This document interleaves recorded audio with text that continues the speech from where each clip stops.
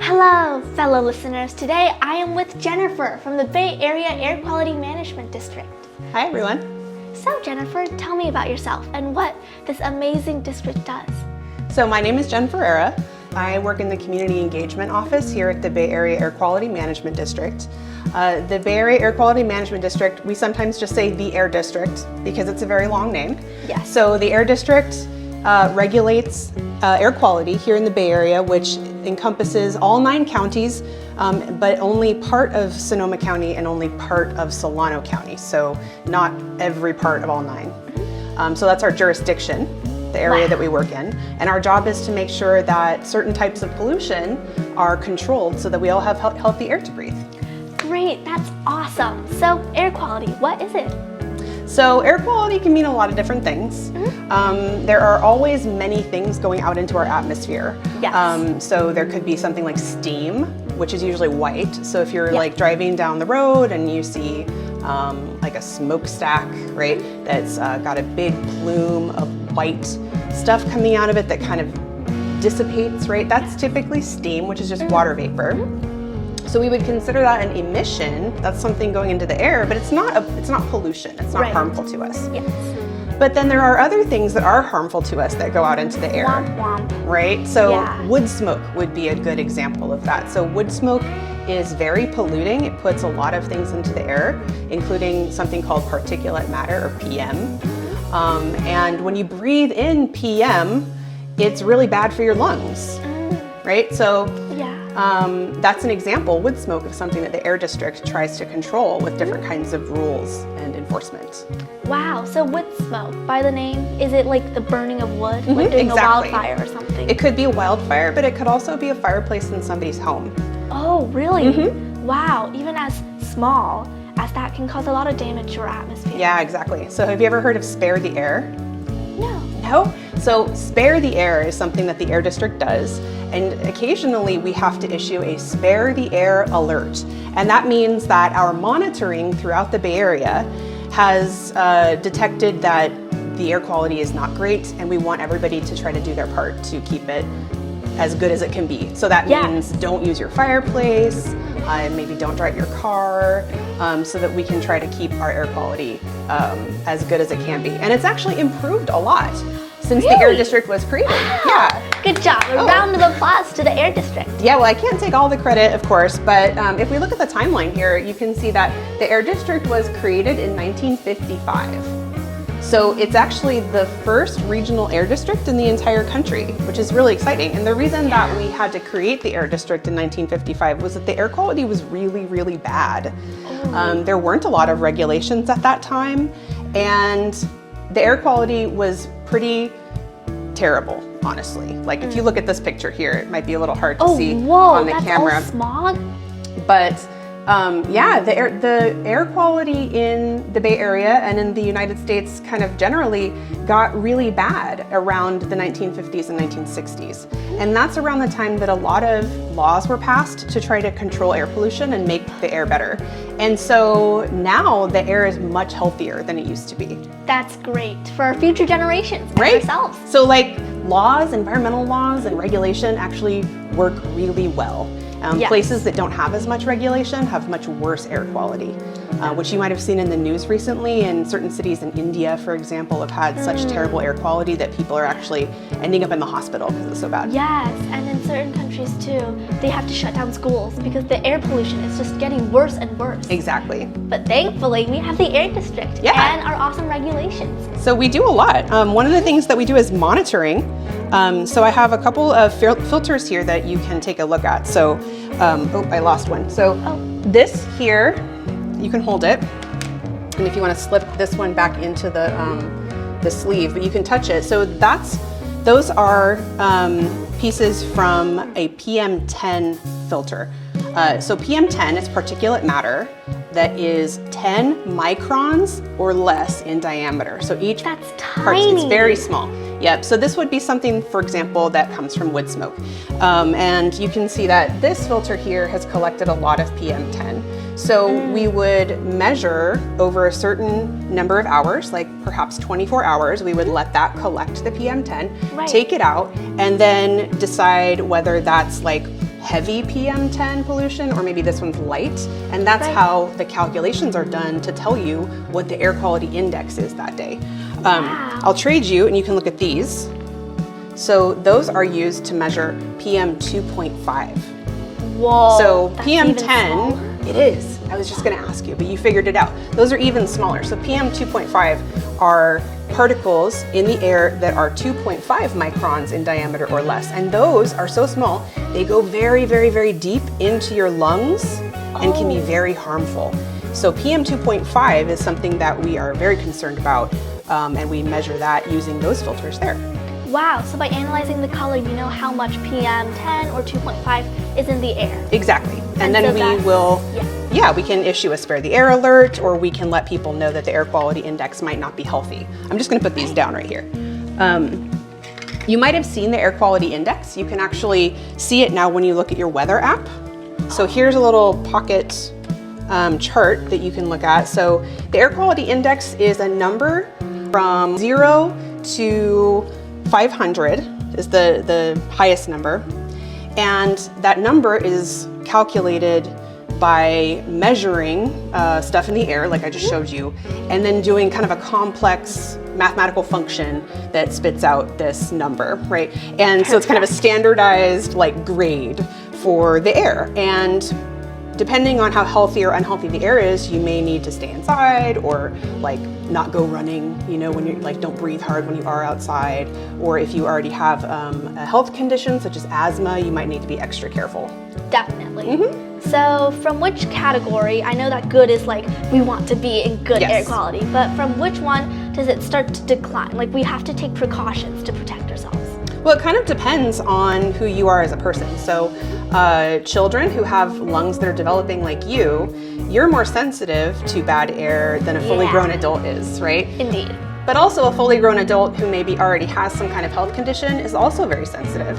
So you have to decide for yourself based on your own unique needs, whether it's going to be healthy for you to go outside, healthy for you to do what we call strenuous activity, right? Like hiking, or maybe whether you should stay inside. You can also take precautions by using a mask that filters out PM 2.5. So like a KN95 mask that we used a lot during COVID, that actually works really well for poor air quality too. Wow. And just a slight question. So it mentions ozone. Is like the ozone layer what related? a great question. Yes. So the ozone layer is a very important part of our atmosphere. It keeps our Earth like nice and protected, keeps our air inside close to Earth and not shooting out into space. But when we have ozone close to the ground, that can actually be a pollutant. It can be irritating to the lungs. So we don't want to see a lot of ground level ozone. We want the ozone to stay way up high. Yes, for sure. And when it comes down, it's harmful to us. Right, and ozone usually doesn't like travel down from the ozone layer. It's produced through, for example, emissions from cars, sunlight reacting with certain things in the air, right? So ozone usually doesn't move down from the upper atmosphere. It's just kind of created in other ways. So aside from ozone, what's like the main factor that like is in air pollution? What is the instigator? Like factories, wildfires? Yeah, what a great question. So we have what we call stationary sources. Those are sources that don't move. So for example, an oil refinery, right, or a factory, that would be a stationary source. And those are what the Air District regulates the most. But also cars, trucks, planes, boats, trains, those are all sources too. We call those mobile sources. And there's a different agency that's responsible for regulating those, and that's the state of California, the Air Resources Board. And so we call them CARB, the California Air Resources Board. Nice. So at the state level, they're regulating, for example, vehicle emissions. That's why when your parents have to register their car, you might need to go get a smog check. The state requires all the cars to make sure that we're not emitting too much out of the tailpipe. Definitely. That's amazing. So as you mentioned, regulations. What are some regulations that you guys made? One thing that the Air District does is that any stationary source, like I mentioned, like a factory, Yeah. even a generator that's not on wheels, that has to be permitted. So the owner of that facility has to come to the air district and say, I've got a potential source of emissions here in my business, and I'm going to apply for a permit. And then our inspectors and engineers go and they evaluate to see that that source of emissions is meeting all of our regulations. So one of our regulations says that if your source of emissions is in a place that already has a lot of sources of emissions, we have to pay extra special attention to whether it's going to meet our criteria. That's good, because you don't want even more air pollution in an area which already has a lot of air pollution. Exactly, yeah, because air pollution is not evenly spread all around the Bay Area. There are certain areas, certain neighborhoods where it's more concentrated, Right. and then other areas that have cleaner air with fewer sources of emissions. So does the amount of air pollution kind of depend on geography, or the amount of factories in the area, or it's likely to have a wildfire? That's a great question. So it depends on all of those things. Geography is really important because that determines where the air is flowing. So air tends to gather in basins. That's why if you've ever been to Los Angeles, it's in a basin, yeah. right? So the air kind of stays there. And so certain geographic features like hills and mountains can trap air and keep it in a certain place. If there's a lot of sources of emissions, that can affect the air quality in that area. So for example, in Oakland, in West Oakland, there's the Port of Oakland, which has many big ships coming in and out all the time. Yeah.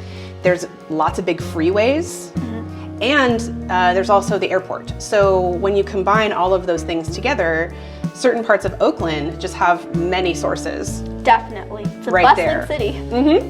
I remember a time where the sun was orange. The sky was just clouded. And I think it was in 2020 or something.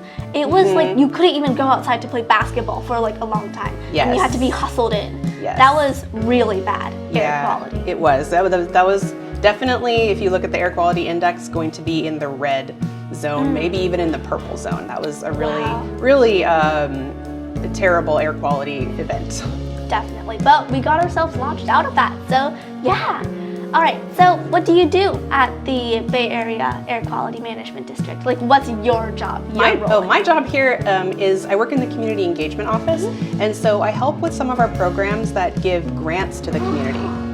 Yeah, so one of our programs is called the James Carey Smith Community Grant Program, and we give money to nonprofits who are doing work in their communities to help improve air quality. That's perfect. It's the perfect motivator. Yeah, I love it. So there's so many great organizations out there that are doing work all around the Bay Area, so I'm very happy that I get to help support them. Yeah. And I also work on a program called AB 617. So AB is Assembly Bill 617. It's a California law that helped to create a program that gives extra funding and extra attention to the communities that have the most air pollution.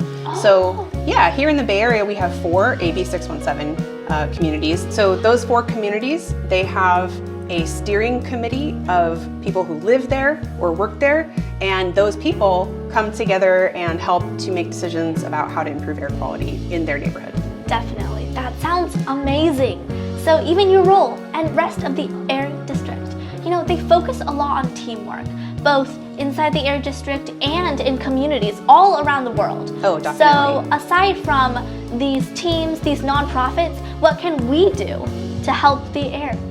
Oh wow, there's a lot that we can all do. So Spare the Air, the alerts that I talked about earlier, that is a way that we let everybody in the Bay Area know that it's time for you to do a little bit extra to help spare the air. So if you have the option of staying home that day, not driving, or maybe using a low emissions form of transportation like a bike or a BART, that would be really helpful. You can also get involved in your community at one of the nonprofits that we fund, or another nonprofit that is doing work right in the community to help people understand air quality, help improve their health, and reduce emissions.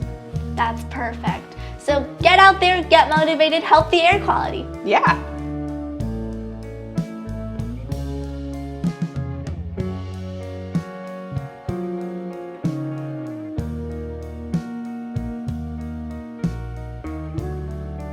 Map also, you can see some of our air monitoring sites. So all of these white circles, these are places where we have air monitors stationed. So this is an example of what one of our air monitors might look like. So we have many kind of throughout the Bay Area. Some of them also monitor the weather. They do both, and then some just do one or the other. Multitask. Yes, yes. So we have a whole division at the Air District that does all of this monitoring. That's like their whole job. Wow. Yeah. That's so cool. Let's see. Oh, and here's some like old equipment. This is like historical stuff. This is some of the stuff that they used to use, and some old like brochures and things from before I was born. Oh wow. I love the dragon, like the little The cartoon. smog, the LA smog problem. Yeah. Yes, it's wheezing. Yeah, so the Air District here in the Bay Area is the first regional air quality management district in the country, meaning that it covers more than one county. But the very first air district ever was in LA, but it just covered LA County. Yeah. LA definitely needs it, so. For sure, yes. Yes. And there's a reason that LA was the first to try to solve their air quality problem, because they had the basin, right, traps all the smog, and also California is a very car-centered place. Definitely, industrial too. Right, so in LA in the 1950s, people were driving cars a lot more than other big cities. Elsewhere, like in Boston or New York, people just didn't drive cars as much as they did in LA. Yep. So LA became very smoggy before other big cities in the US did. Definitely. But now at least our air quality is being moderated, monitored. It is improved a lot, yes, through lots of different laws, including national laws like the Clean Air Act. Yeah. Right, so we have air quality laws on a national level that affect the whole country. We also have state level air quality laws that may be even, usually in California, our environmental laws are even more strict than the national laws. That's great. Right, Strict they're better. laws, yeah, better compliance. Yes, and then like in the Bay Area Air District, we might create our own rules that just apply to our area. So there's lots of layers. You can think of it like a cake, right? There's layers of different laws that are all helping to keep our air quality good. Yeah, teamwork.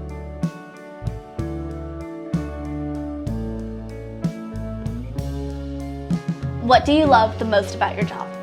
I love working with all the people here at the Air District. The Air District has over 400 employees. So everybody is really dedicated to the health and well-being of all the folks in the Bay Area. Everybody has such amazing knowledge that I get to learn from, and I get to work with great people every day. Like you said, it is teamwork. Everything I do is teamwork. Makes the dream work. Absolutely. Yeah, wow, a big round of applause for everybody working at the Air District.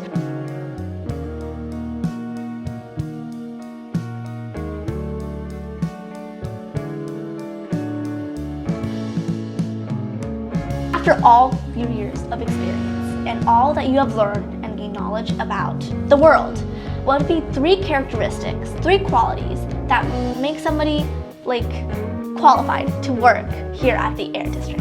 The 3 qualities that everybody needs to have is they need to be committed to making the Bay Area a better place to live. Definitely. They need to be really good at working with others, both their colleagues here at the Air District and also members of the community. And also they need to be really flexible. Yeah, so sometimes like if you're really, really rigid and you won't like you won't consider new ways of doing things, that can actually keep you from becoming a better person at your job or, just learning more. But if you're flexible and you're open to trying things that are different and new, then you're probably going to have like an easier time at your job. Definitely, those 3 great qualities for a successful future. Yep. Well, okay, hear from the experts now. Okay. What would be your advice to kids about chasing their dreams, protecting the environment, like being more aware about air quality, air pollution, all that good stuff? Well, I would say that even though there are things that you can do as an individual, that we can achieve more together. Definitely. When we come together in big groups and we kind of add up all of our individual power to make like even more power, that we can really get things done. So find other people that are passionate about the things that you love and work together to achieve your goals. Yes, definitely. That's like a reoccurring theme in life. Just teamwork. Embrace others. Embrace teamwork. We are better together. Yes, definitely. Speaking of which, thank you so much for this interview, taking the time for me to interview you. A big round of applause for everybody working in the air district, saving air quality, saving, launching us out of air pollution. You guys are the best. Thanks for coming to visit today.